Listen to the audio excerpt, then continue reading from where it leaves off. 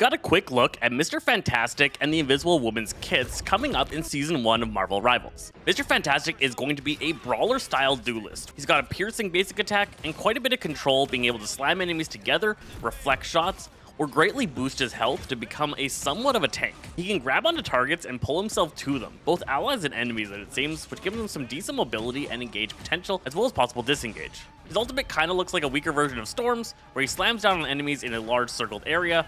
The damage of it seems okay, it's not a really game changer ultimate by any means. During his ultimate, he could definitely be damaged as he's bouncing around, so you definitely want to be careful with this and make sure a strategist is covering you or you have your full health before you activate. He looks like he's going to be fun for those players that just want to be up and personal but don't want to have to do the Vanguard role. For the Invisible Woman, she looks pretty interesting.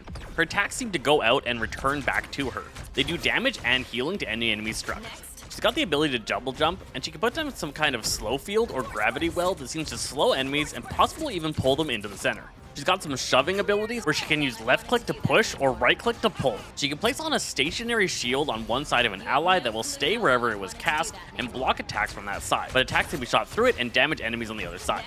It does look like she has a passive that makes her invisible whenever she hasn't taken damage or done any actions for a certain period of time. This is going to make her really tricky to track down and a great fit for the Invisible Woman. Her ultimate creates a large ringed area. Everybody within the ring becomes invisible to anybody outside of the ring. This is going to cause constant healing to allies within the ringed area.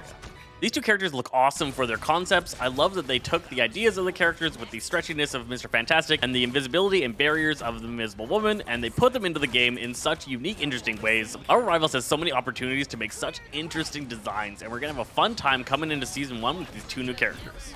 I hope you guys are as stoked as I am for checking out these two new heroes when they drop in the new season.